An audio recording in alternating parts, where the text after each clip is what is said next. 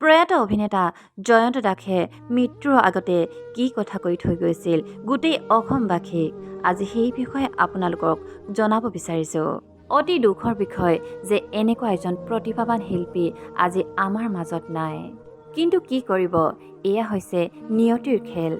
যিটো সময়ত জনপ্ৰিয় অভিনেতাজনৰ মৃত্যুত গোটেই অসমবাসীয়ে চকুলো টুকিছে, সেইটো সময়তে অভিনেতা জয়ন্ত দাসৰ দুটি কথাই আজি গোটেই অসমবাসীক এবাৰ হ'লেও ভাবিবলৈ বাধ্য কৰাইছে যে জীৱনটো আচলতে কি। অভিনেতাজনে কৈ থৈ গৈছে জীৱনটো আচলতে একোৱেই নাই। তেওঁ এটা ইণ্টাৰভিউত কৈছে যে মানুহে জীৱনত এবাৰলৈ হ'লেও শ্মশানলৈ যাব লাগে।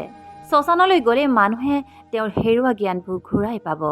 আচলতে কি জানেনে, আমি সকলোৱে এদিন নহয় এদিন মৃত্যু হ'বই লাগিব। আমি মৃত্যুৰ ফালে আগুৱাই গৈ আছোঁ, কিন্তু আমাৰ লগত থকা এই অহংকাৰ ইগ'বোৰ কিন্তু আমি এৰিব পৰা নাই।